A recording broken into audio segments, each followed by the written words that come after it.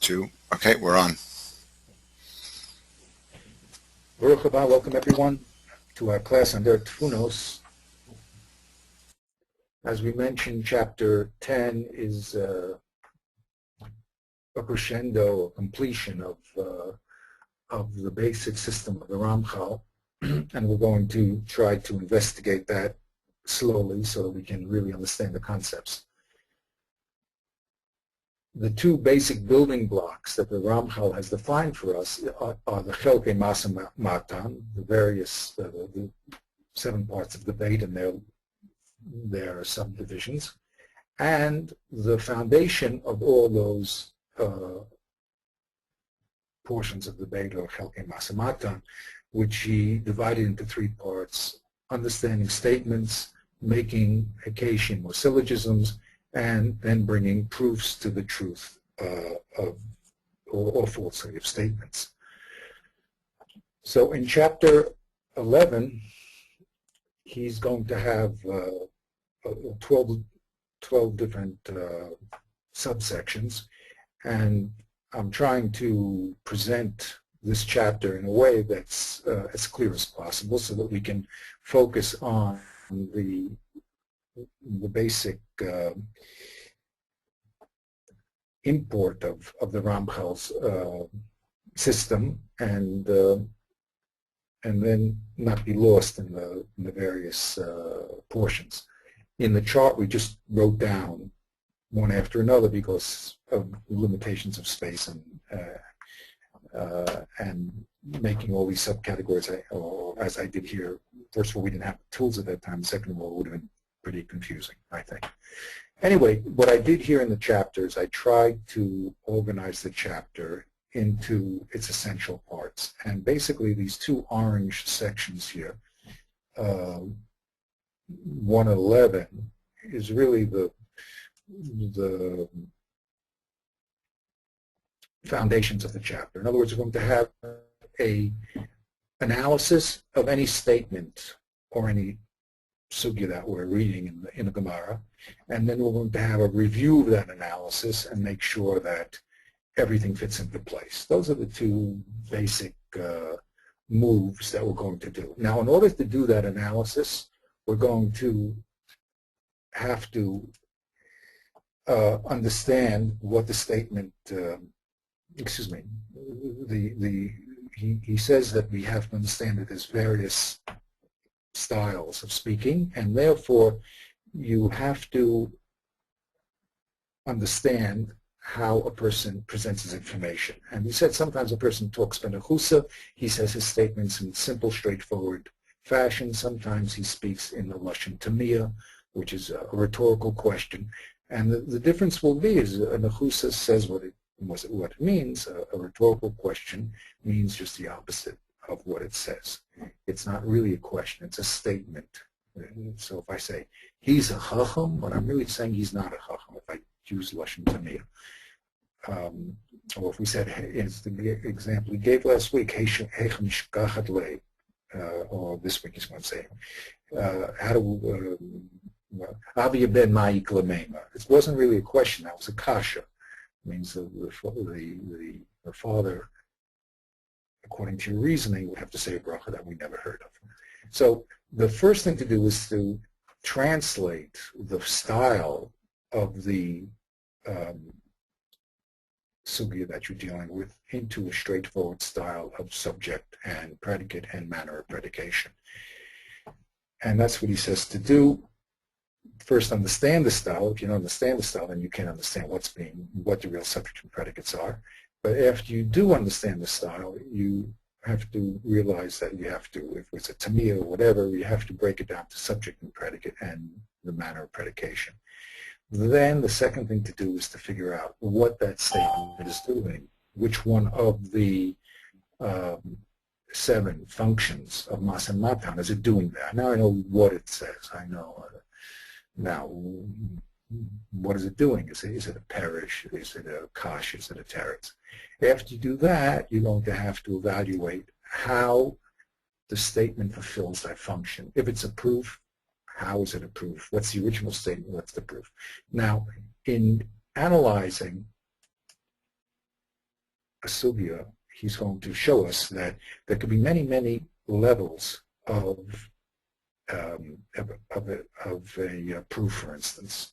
So he says you must always keep your eye on what's the statement being proffered, being said, and what's the proof to that statement. And sometimes you have to look for the proof of the proof and the proof of the proof, and that's what he's going to be demonstrating to us. Also, in breaking down the study, he's going to tell us you have to make distinctions between statements and perushim as opposed to kashas or truths or proofs. And you're going to have to make sure that your statements are free of any synonymous terms or synonymous statements. And then he's going to tell us that the chelke masim matam doesn't have to be simply one of the seven. It could actually be a combination. It could be a kasha mugeres. It could be a combination in that case of a proof and a proof said in the name of someone else. So he says you have to distinguish between those two, and he'll tell us all the things to watch out about. And then after you've straightened your system out and you have the statements you want and all the proofs, you have to go back and make sure that no mistakes were made. And then, as we said in the beginning, you're going to have second proof, and if you find any difficulties, you're going to have to resolve them. So that's basically an overview of this chapter. You have to concentrate on the statement being said, its function, and how it's fulfilling the function. That means these three parts in the blue. What is the statement? What is it doing here? And how is it fulfilling that function? So let's get into the chapter itself. The first part of the chapter we did last week, which was the analysis of different styles of speech, what are the source, why do people speak differently, and a very important note here saying that no matter how people present their information, you have to break it down to nose, nasu, and derech shiyom rabo ha'ininahu. That's one of the 11 predicates. Okay, that's so. Then he gave. Then he gave.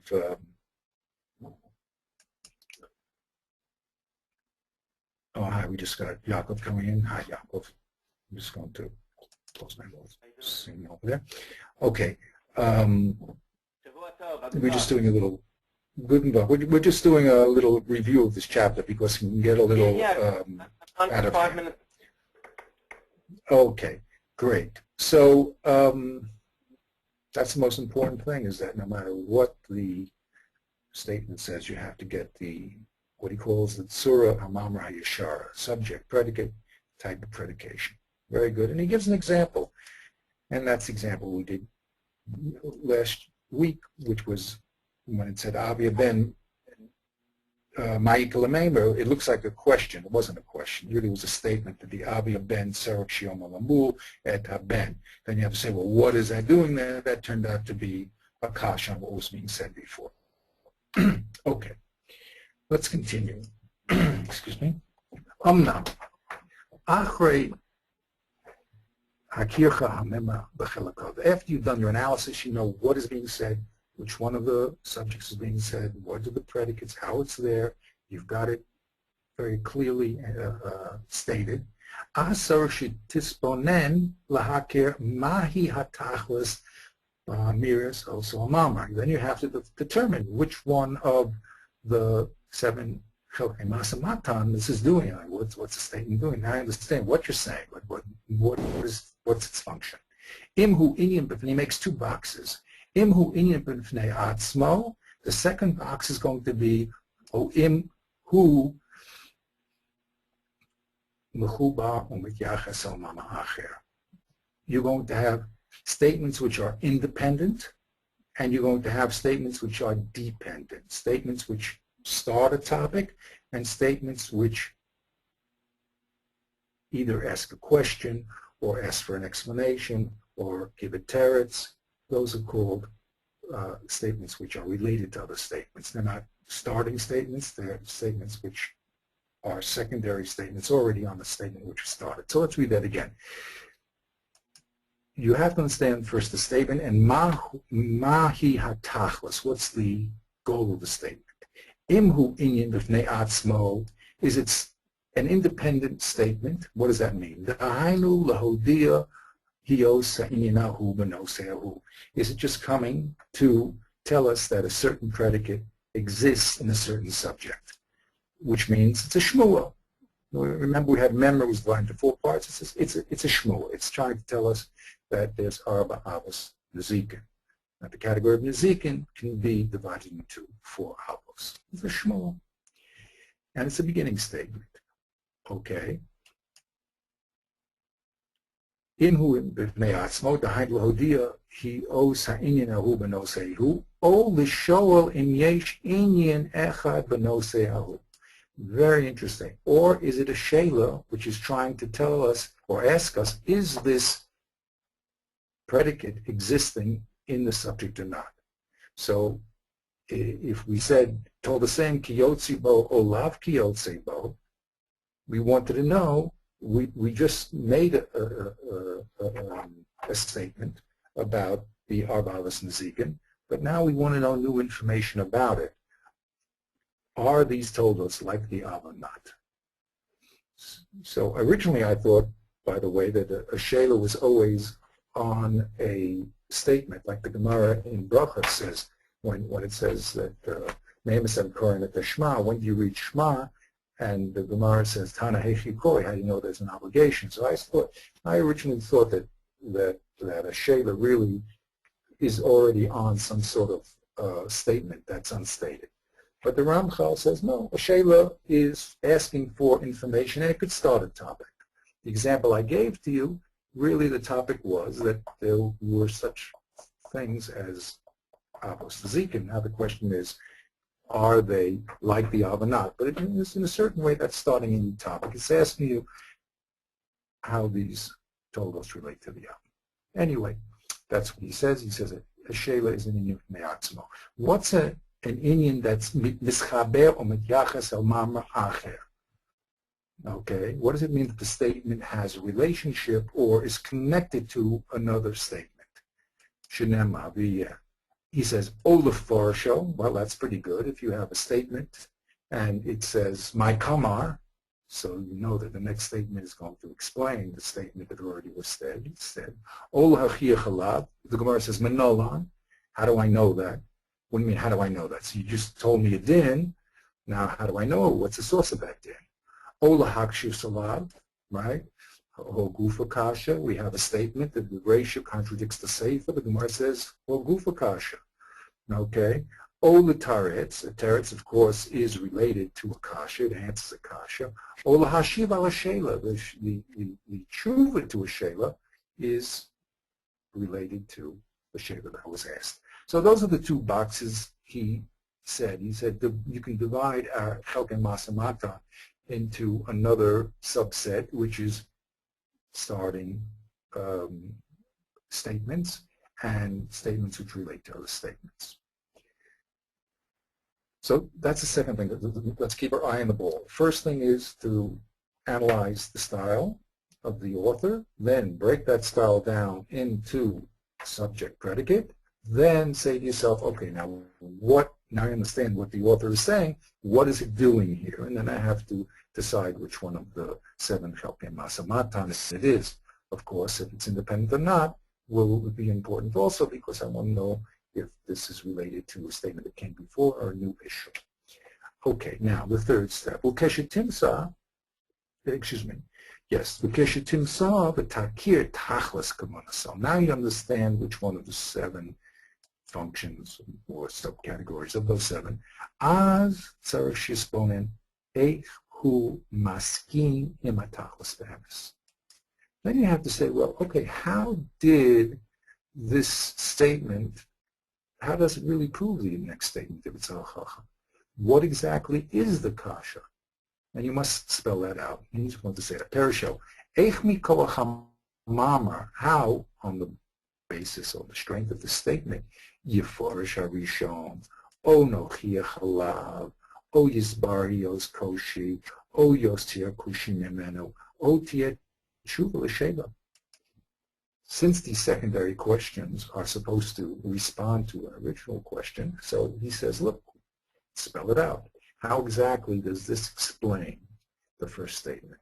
How exactly is it a proof to the statement given? How does it, or what is the difficulty being raised to the statement?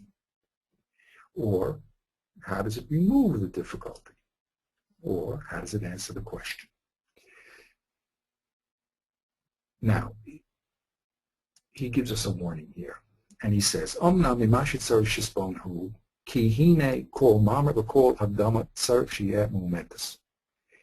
he says, very nice, you have a statement and you have a proof, but you have to have a raya now.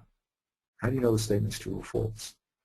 Remember, that's a very, very powerful thing. You said, look, you have to have a statement. Very good. Now you know it's doing that functionally, but let's say it's bringing a proof. How do you know that proof is true? That's the third step. It's not only the statement, but all the premises have to be proven true. And he warns us. He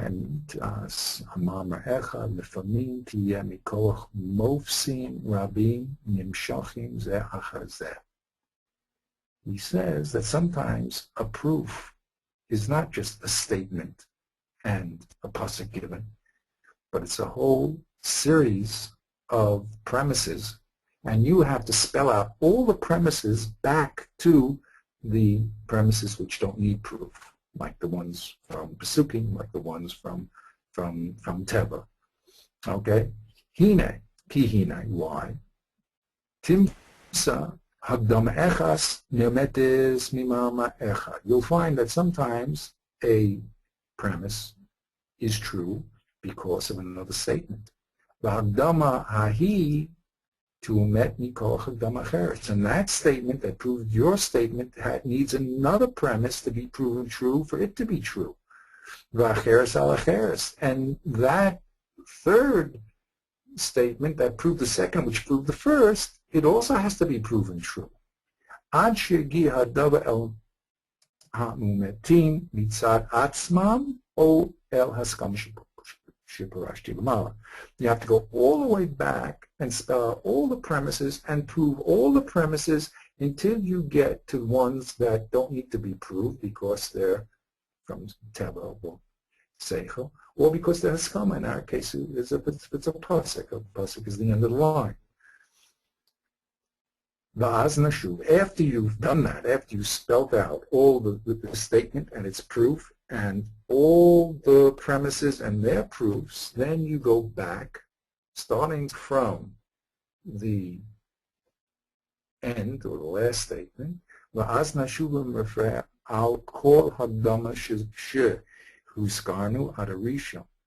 and then you go back and you replay the whole system from the very first premises all the way down to the proof that you wanted in the first place. And he says, Kinema, you say,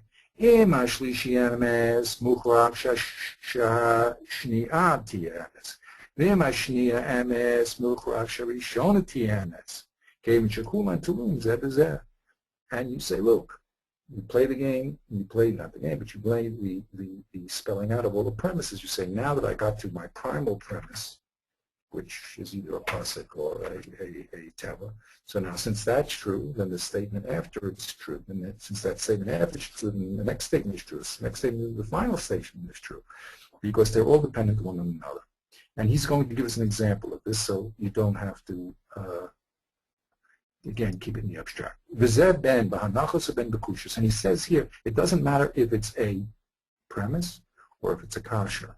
If it's a memra that has a raya, or even it's a kasha. Kasha has to have a proof also. So you have to spell out all the steps very, very clearly. And therefore, conclusion, you have mamarim, statements. You have rayas ala mamarim, you have proofs to statements. The rayas ala rayas, the rayas ala rayas. So you have statements, proofs of statements, proofs of proofs, proofs and proofs. Al derech ze yochel ledavar lemashech leches behemshich gadol. This finding the foundation or the proof of every level back to its original source, it can be multi-leveled. Ukvar amru elu devorim kederech kutzar kafiloshin haTalmud. And what's very, very difficult is that this whole chain of premises can be said in just a few words when the Talmud speaks. Va'ata tzarich shetitzayer v'tisponen b'makshaftecho es hakol b'tzur yeshara. And your job is, after you've done your analysis, to spell everything out in its tzur yeshara, in its straight manner. Dahainu tzarich shetakier v'tavchin. You have to recognize and analyze, distinguish. Mahu amamar nirtzeh. In the end of the day, what do we want to prove? Mahi haraya shalav. What is the proof to that statement? Uma rayas halarayas v'chein atzav. Until you get to the statements which don't need proof. This is a very dramatic part of the Sefer. The Ramchal now is going to demonstrate it. Okay. One second, before he does that, he's going to talk about beer. But one of the problems I often mention, what the Chazon Ish said, is that people, when they learn Gemara, think they're reading a newspaper, a storybook, in which everything is just descriptive.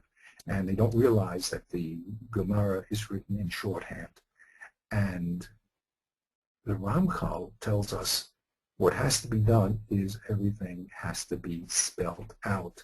What is the statement that you want? And go back and say, well, why is that true? And keep going back until you get to a bottom level statement which doesn't need proof, which is one either a pasuk in our world or a teva. Now he gives us one other warning when we do this analysis, and he says, Od yesh beyor hamamarim v'hainu shedava echad yoma b'kitzora b'remiza.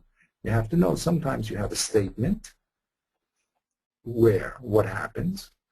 Something is mentioned very briefly, v'achar kach yivura b'yoteh harchava, and then the Gemara will spell it out. V'hinei ein ha'bior elaha davar echad ba'atzmo. You should know that this is not a new step in the Gemara. This is just explaining a previous state. It's not, the beer is only explaining the previous step, the previous statement. Amnam hu derech yoter rechava me'arishon, but it's just spelling out the original statement. It's not a new step. So you have to be careful when you're analyzing the Gemara. When I do my visual logic and we break down the flow of the argumentation, you have to make sure that you're a distinction between new steps and explanatory steps. You also have to distinguish mahu hamarna uma bir hamarna, and you have to make a very careful distinction between what is the statement and what is its explanation. Okay, here is a little, not a little, but a very interesting example that Ramchal is going to bring and to demonstrate these principles. One, going back to primal premises, and two, making distinctions between statements and explanations. Okay? So just to clarify, he's saying it's important to understand the flow of proofs of how you get to your current statement by looking back at the one before, the one before, the one before, until you get back to something which does not need any proof.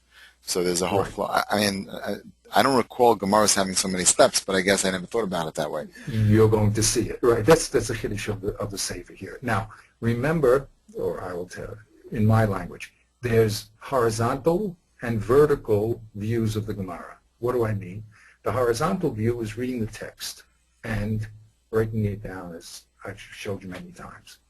What I call the vertical view, or iyun, is now taking one step and now spelling out all the hidden premises that make that step correct. make that step true. That's what the Ramchal is asking us to do now. He's saying once you've understood what the statement is, you have to do iyun, you have to go in vertically and spell out all the steps that led to the step that you're reading in front of you. Sometimes it may be simple, but sometimes it may be quite complex. There may be many, many layers, and that's the problem, again, in learning, because the Gemara is written in a very brief way, and you can easily fool yourself that you understand what the Gemara is because you haven't spelled out the steps. Once you start spelling out the steps, then, and if you can do it, and go all the way down to the bedrock, then you know you really understood what the Gemara is saying. Now, also, one must make the observation that these steps can be machlokeses. So it's not going to be so easy. Okay, but at least by spelling it out, you will becoming aware of why people said what they said and what basis they said what they said. Okay, let's go through an example to make this clearer. Derech Mashal, the Ramchal gives us a Gemara in Shabbos. Okay, I spelled out the Gemara first. I usually do it in gray. For some reason, I didn't get the gray this time, but it doesn't matter. We'll spell out in front of you. The Gemara in Shabbos Hey Amud Beis is the following: Tana Rabbanon, Hamotzi Michanut Laplatia Derek Stav Chayev. Talking about carrying on Shabbos, and if a person carries from a store to a road by way of this thing called a platio, which is the little area in front of the store, he's chayiv. He went through the. Remember, I think he went from the chanus to the platya through a stop. He went from the chanus. He went from hamotzi michanut lipatya derech the stav. The stav is outside the store, right? Right. That's the derech he used, right? Did I say it probably? And he went from the chanus to the platya. Right. Right. Right. Now remember when we were here, the person loved, right? We went to the Cardo. So I was trying to point out down there that what this case looked like. They used to have a covered area where the shop was. In front of the covered area, you had places where they would put their wares or places where the vendors would sit. And then you had the main road, okay? So I made a little diagram here. You have the store, which is a private area. Outside the store, you have a Carmelist, Makom Patur. Carrying from the private area to the Makom Patur, or the opposite, would not require would not be breaking Shabbos. Then you have a Rishus Harabim, a public area. Okay, so you're, in a sense, what you're going to be doing is you're going to walk from the store and not stop, go through the Makom Patur in front of the store, and then go into the public area, the Rishus Harabim. Okay, now the question is, since we have this area, which is a Makom Patur, if theoretically you would have stopped here, you would have been Patur, correct? Well, let's get one other premise. He's going to spell it out. We'll say it together. To be chayav on Shabbos, you have to do a kira. You must lift an object up in one rishus, in this example, a private area, take it out to another rishus, into a public rishus, a rishus harabim, and place it down. Okay, that's the first mission in Shabbos. You have to go from a rishus yochid to rishus harabim. You can do that by just lifting your hand and putting it outside the window and placing it down, or physically walking from the rishus harabim, the rishus yochid to rishus harabim. The problem the Gemara here has is that in the middle, as you're walking, you're going to be going through a Makom Patur. Now, does that affect the din or not? Okay, we're going to be spelling that out. So the Machlokas in a Brisa, the Tanakama says that if you go from the Chanut, the store, private area, to the platya, to the road, which is a Rishus Harabim, and you go through this stav, which is a Makom Patur, you're going to be chayav. That's what the Tanakama says. Ben Azai disagrees. He says you'll be patur. Okay? So the Gemara says the following. Bishlema ben Azai, we can understand the sheet of ben Azai. Why? Kasover mahalech ka'omendami. He holds the opinion that when you're walking, it's as if you stopped. What does that mean? So when you walked from the private area into the carmelis, it's as if you did hanacha. You put the object down, even though you're continuing to walk. But he holds, even though that you're carrying an item and you're walking, the act of walking is called stopping.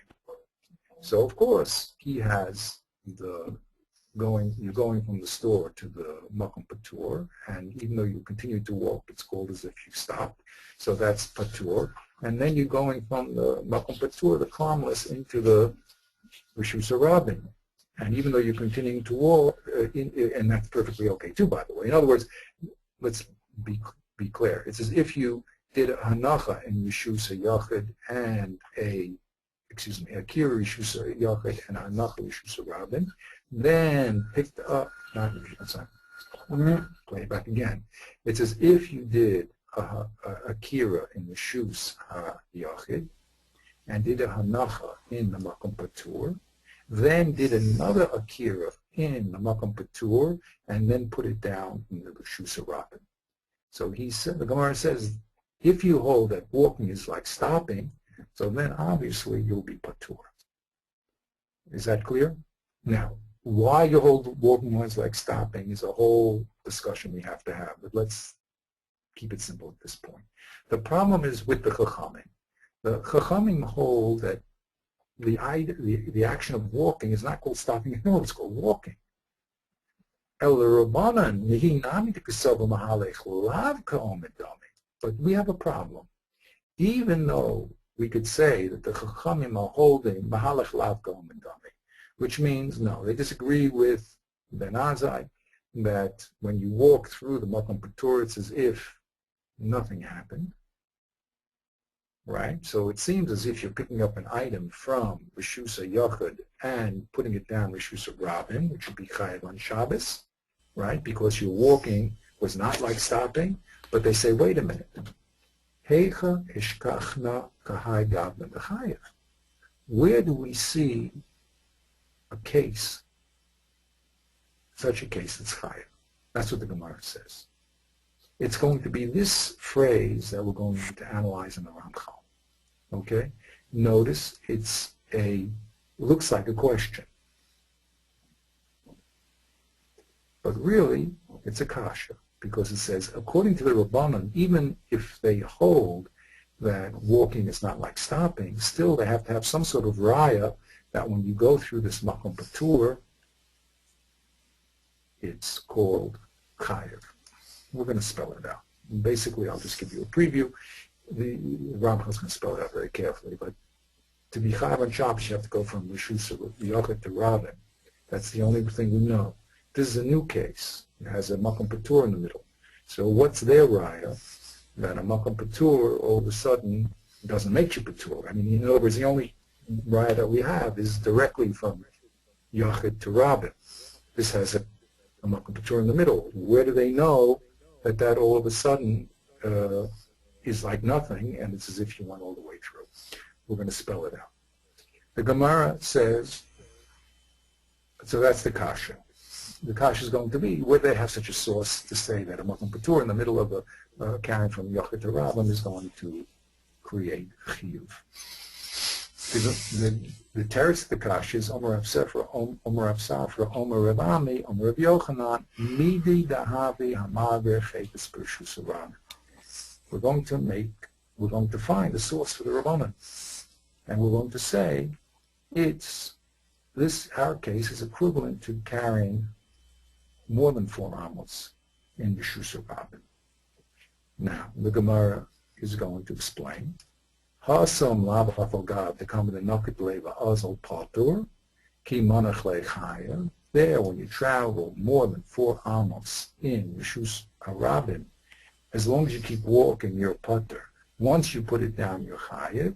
Hachinami lo shno. So in our case of going from the Chanuk to the Platya Derek stop should also be patur. Okay, that's called a beer, by the way, the Rambam is going to point out. The Gemara now attacks that teretz of Rav Safra and says, Midami. Awesome, kol hechet damanachle makom chiyuvu. In the case that you just brought me walking more than 4 amas in the public area, if he puts it down after 4 amas, it's going to be in the makom chiyuv, right? Because after 4 amas, he puts it down, he'll have an akira in Rishus HaRabim. But in our case that we want to prove, imanachle b'stav makom pataru. But wait a minute, if he happens to put it down here in the stav, it'll be a makom patur. So the 2 cases are non-analogous. Okay? Now we're going to go through a very careful analysis of these 2 cases. Okay. Rashi I just want to put the Rashi in here so that we have it. The Chanut is Rishus HaYachid, the Plati is a Rachava V'hu Rishus HaRabim, it's a street that's Rishus HaRabim, the Stav is the Makom, it's the Ba'ov, Shioshrim Sochrim, that's the little stone stools in front of the shop where the merchants sit, the Shem Carmelis Aleh, that's called the Carmelis. The Lav L'Halicha Hu Rishus HaRabim. It's not really Rishus HaRabim because you can't really walk there because you have all the little stone benches blocking your way. So Rashi explains it's Chayav, Hol below Amid B'Stav, L'Fush. Why did the Chum say you're Chayav? Because you didn't stop there to put the item down. We said in order to have a Easter of Shabbos, you have to do a picking up an akira in one rishus and a placing down in another rishus. So enken hanacha ela b'platia. So the since he didn't stop, so he picked up in rishus yachid and he put it there in the street at the end. Okay, but Ben Azai says Pater, he has a special svar. He says when you're walking, it's considered if you stopped. So that's why you Pater, because you picked it up in the Shusi Yachid and you put it down in a carmelist, and you picked it up in the carmelist and you put it back down. The Nimsa Akir Shusi Yachid, Rashi says, Maniach L'Stav, V'okim L'Stav, Maniach L'Shus HaRabim, as we explained. Then Rashi says, Heichin Nishkach Kahai Gavna. How do we find such a case? That what?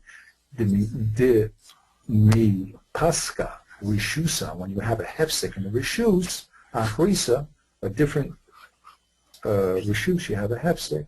How do you find it? Yechayev Dilma lo chayev rachmana ela b'motzi rishusa yachid rishusa rabim behedya. Maybe the only case of chiyuv is like the Mishnah starts out in Shabbos, where you go directly from Yachid to Rabin or Rabin to Yachid, but not when you have an hefsek partner.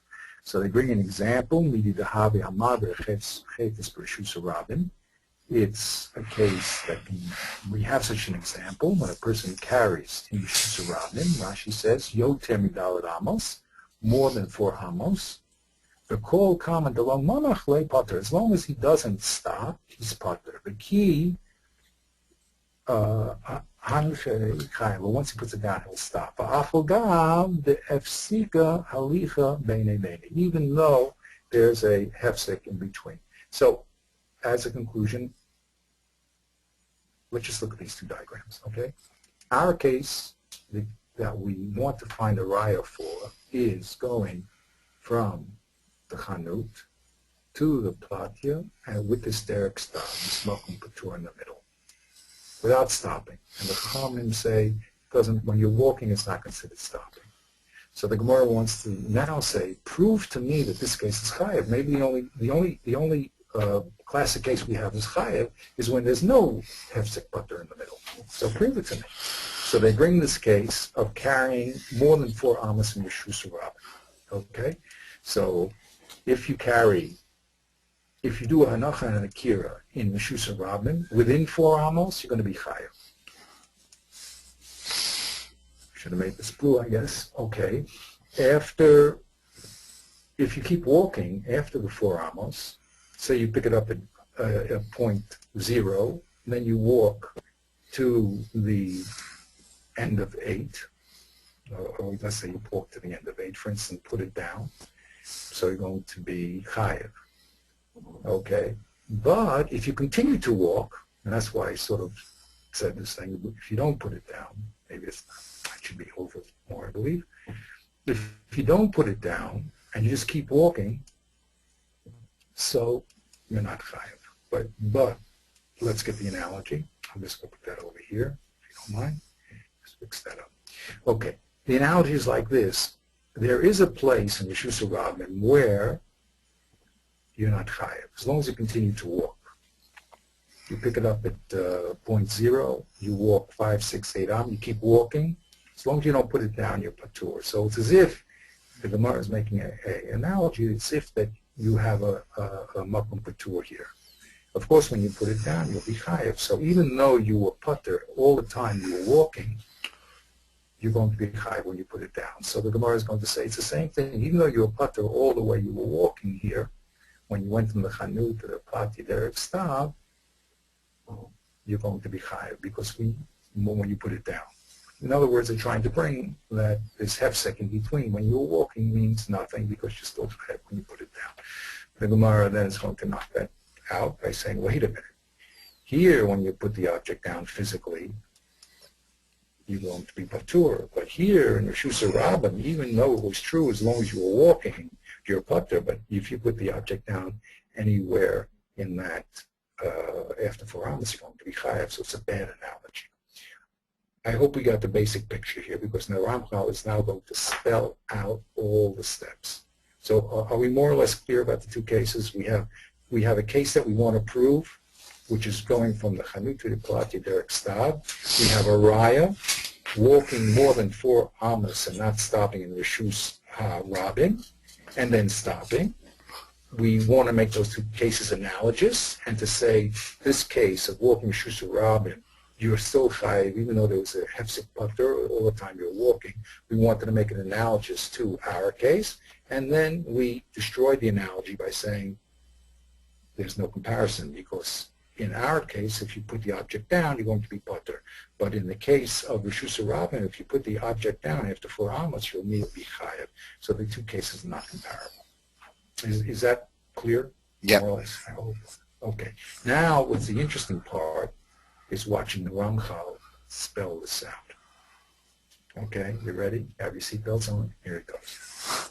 So remember, our original point here was that the Chachamim said that Hamotzi Nechanut Nefati Derek Stav is chayev. That's what they said. Okay? The Gemara said, Heichi Shkachat Kahai Gavna T'chayev. Where do we have such a precedent that such a case is chayev? Now we're back to the Ramchal. Heichi Shkachat Kahai Gavna T'chayev. Omer Rav Safra. Rav Safra gives an answer. Omer in the name of Rav Ami, in the name of Rav Yochanan. Midi da'avi amar v'cheves Reshus Rabin. I'll show you where we're chayev in an analogous case when you carry an object in Reshus Rabin. Now there's an explanation of that. Hasam lava falga de kama de nokat leva azal potter. There in Reshus Rabin, after he goes past the 4th amma, as long as he keeps walking, he's potter.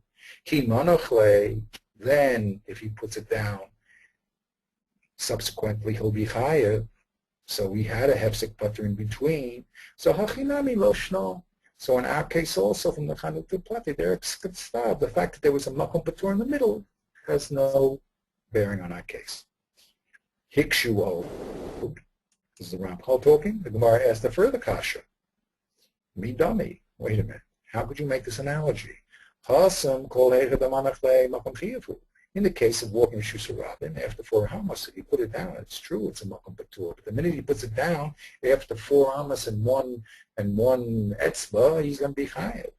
But in our case, when he puts it down in the stav, he's going to be patur. So the two cases are not analogous.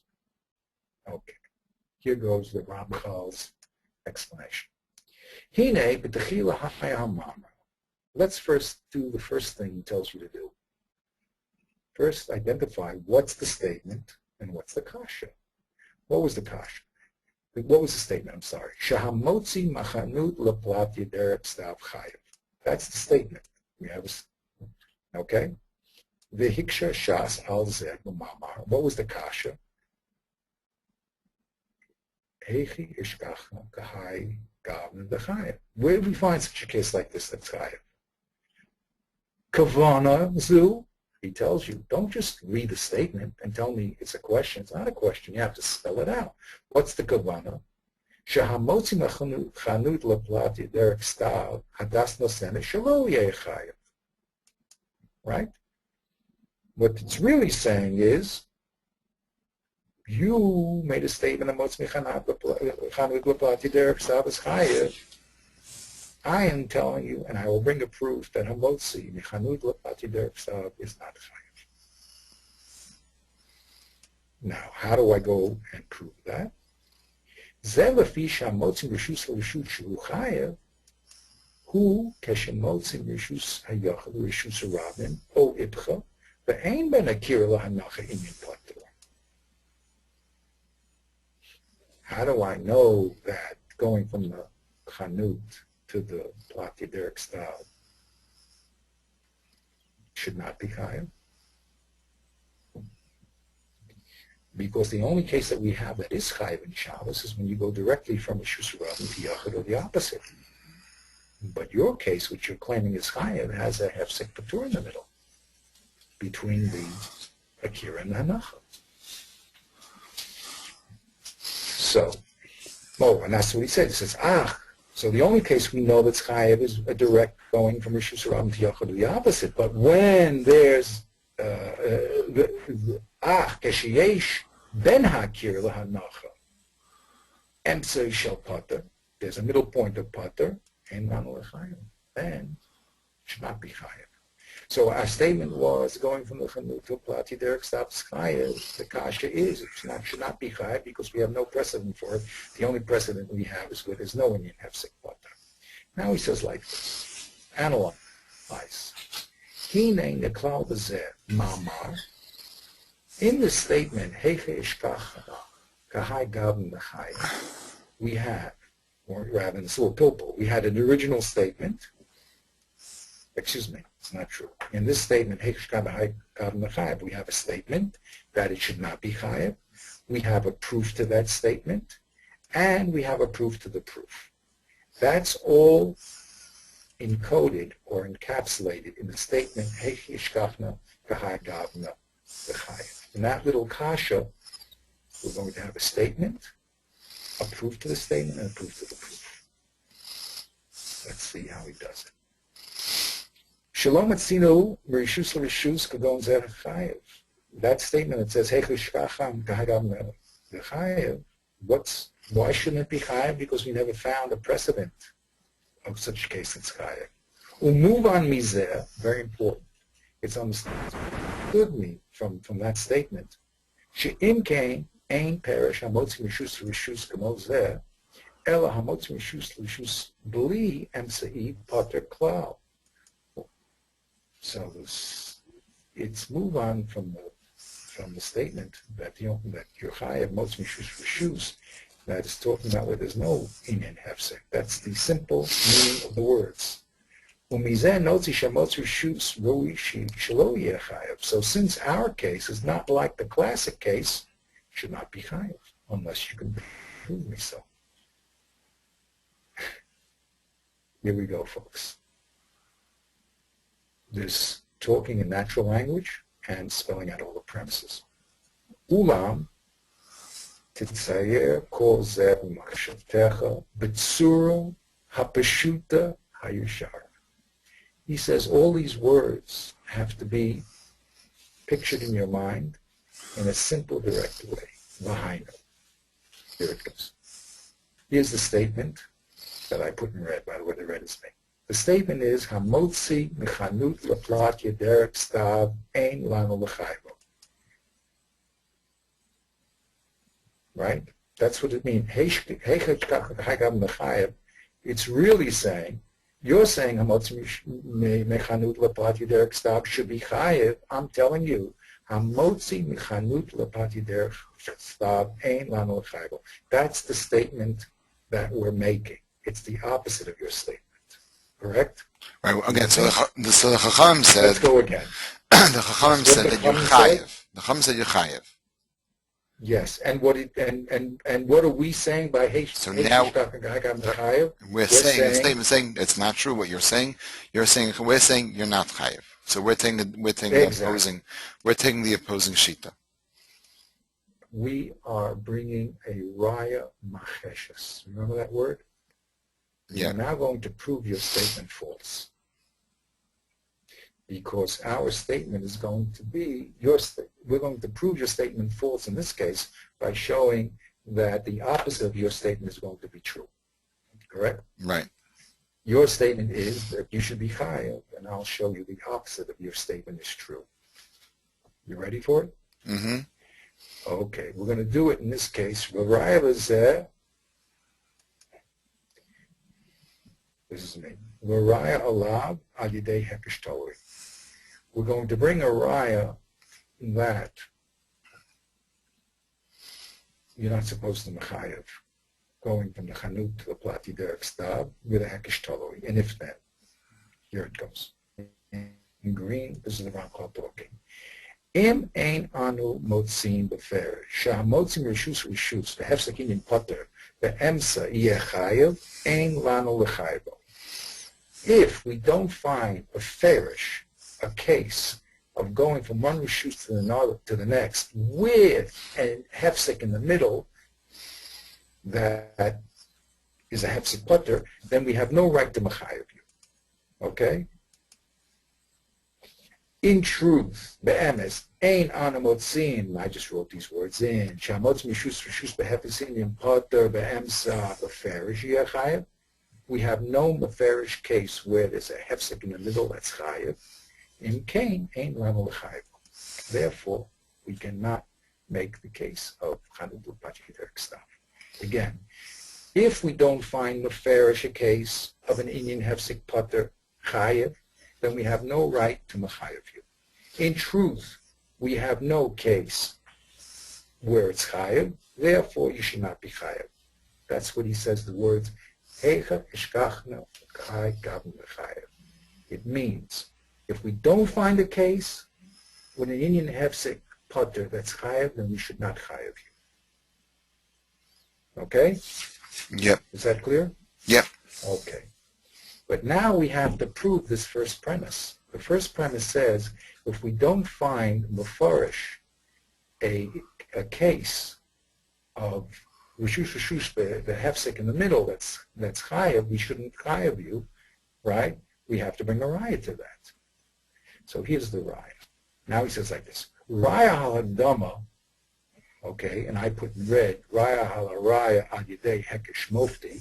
We're going to bring a raya to this premise by using the classical syllogism. Okay. So he says, Raya hal-hadama, and I said this aleph, that what? She'im ein anu motzim beferish, shemotzim rishus behefsek inyan potter be'emsi yechayev ein loim l'chayev. How do we know this statement is true? We're going to bring a mufti. Here it goes. Shekol, this is by the Ramchal talking. Shekol she'eino b'chlal, havana rishona shel echad mehadinim, אין לנו להכניסו בכלל ההוא, אלא אם כן יש לנו ראיה ברורה. Anything that's not in the simple meaning of a din, B'havana Rishona, which means the basic meaning of the din, ein lanu lachniso, we cannot now put anything that's not in the simple meaning of the law into that law, ella, unless we have a raya, a clear raya that it belongs there. Hamotzi merishus l'rish. What? Yeah, I see he's explaining. Okay, Maitzim Rishus. Now he's going to say, Hamotzi merishus l'rishus behefsik pata, eino b'chlal havana rishona shel hamotzi merishus l'rishus. He says, carrying from one rishus to the next, when you have a hefsik putter in the middle, is not in the basic meaning of Motzi Rishus to Rishus, correct? Motzi Rishus to Rishus means going directly from Yachid to Rabban or Rabban to Yachid, right? Right. It does not include the case of an Indian Hefzik Pater Be'emsa. So, since anything that's not in the Havana Rishona of a din is not there unless you have a proof, and this, in our case, is not in the simple meaning of Motzi Rishus to Rishus conclusion, Im kain ein lanu lachniso b'chalal hahu, ela im kain yesh lanu raya berura. Then we're not allowed to put this case of the Chanukah Derek stop into the simple meaning of Rishus Rishus unless we have a clear raya behind it, and therefore ein lanu l'chaybo. And since we do not have a raya, berura, we cannot mechayev him. We cannot mechayev this case. Okay? So the Hekesh Maifsi is because we're saying that you need to be able to fit cases into the same category, and that category that we know that Yechayev for is only if you go directly from a Rishus Rabban to Rishus Yachid or vice versa. And since this is a case with an interruption going through a Makom Patur, it does not fit into that category, and therefore you can't fit into that category unless you have a proof of such. You get an A+. Beautifully said. Go to the head of the class, Avi. Okay. Right. I'll give you a sticker. Thank you. Keep track, Yaakov, please. It's very important to give credit where credit is due. Watch out, because he may be asking you to do what he just did. Okay, we don't embarrass it. Okay, now we have to do is prove these two premises. Because since these two premises were the basis of this conclusion, yeah, we have to make sure that these two premises are true also. Why are they true? Yeah, you with me? Yep. So he says like this.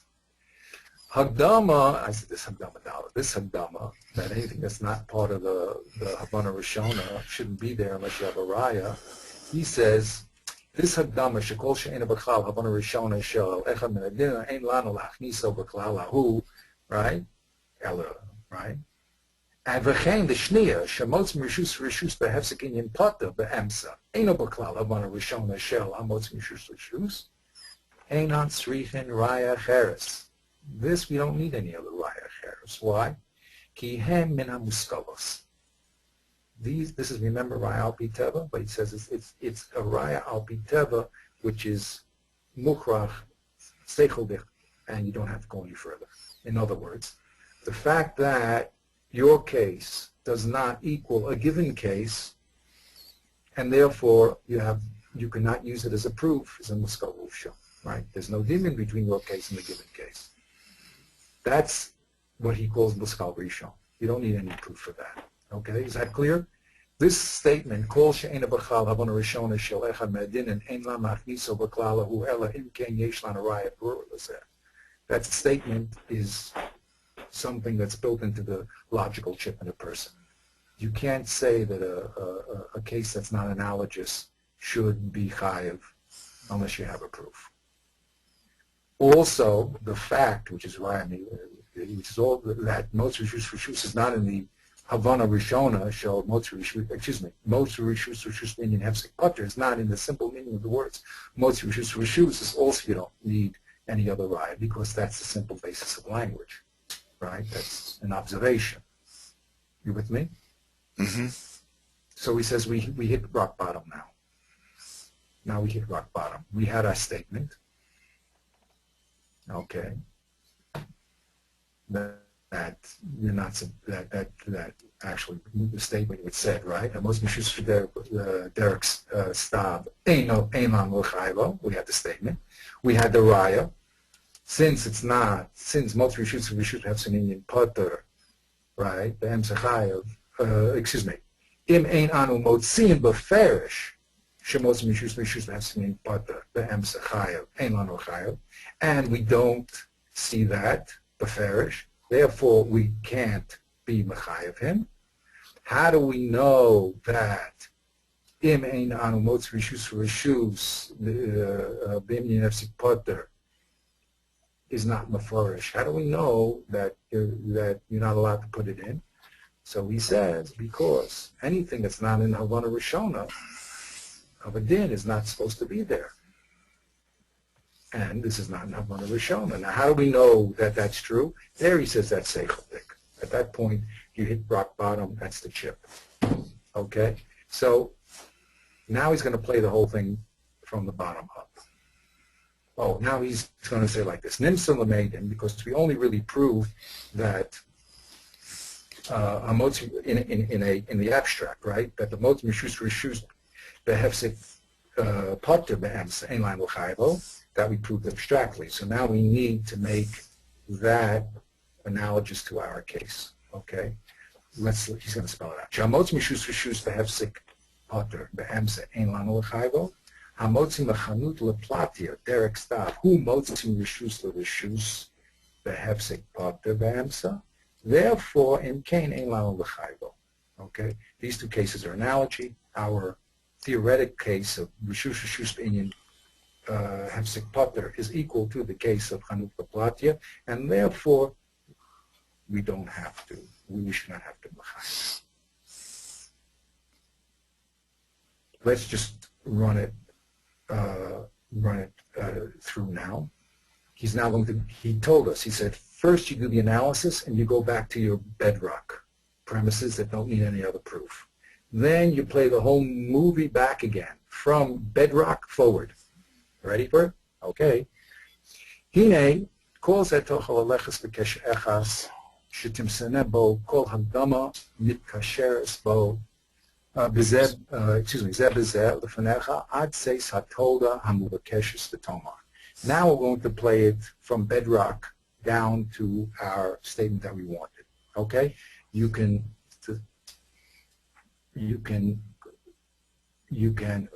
call zetochel aleches bekesher echas. You can make one chain. Shetimse'ena bo kol hagdamas. That will include all the premises that are mitkasheres, connected zeh b'zeh to each other in front of you until the desired premise will pop out at the end. Let's see how he does it. Motzi machanut leplatia derek stav hu motzi merishus l'rishus behefse potter be'emsa. That was the last step we just made. Okay? We said that this abstraction of motzi merishus l'rishus being hefse potter be'emsa is equal to our case. Okay? Now we go back. Now we go forward a step. Hamotzi rishus rishus behefsek potter be'emsa eino b'klal havana rishona shel motzi rishus rishus. The theoretical case of rishus rishus, we mean hefsek potter, is not the simple words of motzi rishus rishus. V'gam ein lanu raya sheyichlol bo ma she'eino b'havanas rishona shel motzi rishus rishus. And what is worse, we have no proof that it should be included, since it's not in that simple meaning of rishus rishus. V'im ein raya sheyichlol bo ein lanu chayav. And since we have no proof that this case with the Indian hefsek potter should be included, then we're not supposed to mechayev it. Im kain hamotzi mishus leplatia derek stav ein lanu lechayev mishum motzi rishus rishus. Therefore, we cannot mechayev our case of chanut leplatia derek stav, because it does not fit into the din of motzi rishus rishus. Okay, so we're going to. He's going to now go into the teretz, to the kasha. He's going to show how that's broken down. Okay, I would suggest going over this case, okay, carefully. I will, Avi Blinetta, I will send you this update. Yaakov, you'd like to see it too. It's Yes, just, please, I will, tried yes. to, because what I tried to do here is, again, visually, in visual logic, spell everything out. Imagine when the Ramchal wrote this, it was just running lines, one after another. So what I tried to do was carefully break up the statement that we need, the premises to the premises, and the premises to the premises to the premises. Okay? So I'll send it over to you, Avi, and then you could forward to anyone else that wants it. Okay. And it would be advisable just to go over it again. It's not the end of the world, but like everything else, you just have to spend a little time to the Chabad. But the beautiful point is the fact that the Ramchal is telling us to analyze the statement down from its source. Just don't read it as a question. Well, how do we find such a case as Chayil? No, you have to spell out all the premises. At the end, when we see the Shlakut back and forth, then we'll be able to clearly define what the argument was about. Okay, what the analogy was, what disproved the analogy. The Gemara, by the way, gives this is only one section. The Gemara gives three. After it knocks off this proof, it goes and gives two other possibilities. Okay, but the point here is the fact that the Gemara is very, very concentrated. It's compact. It's a compressed file for those people that are in the computer world, right? It's a zip file, and it must be unzipped. It has to be unzipped because you have to realize the style of the language has to be translated to subject, predicate, and manner of predication. And what's more difficult is that you have to say to yourself, why is that true? What's the premises that are true? Why are the premises of the premises true? Why are those premises true? Until you get bedrock, which is true statements that cannot are proved by definition. That's just the chip in the hand. Okay, so we'll stop here. And as I said, a little review, and you're there. Okay, now to do it, we're going to have fun. Because it's, as we see here, it's easier said than done, but that'll be our big test. Have a great week. Okay.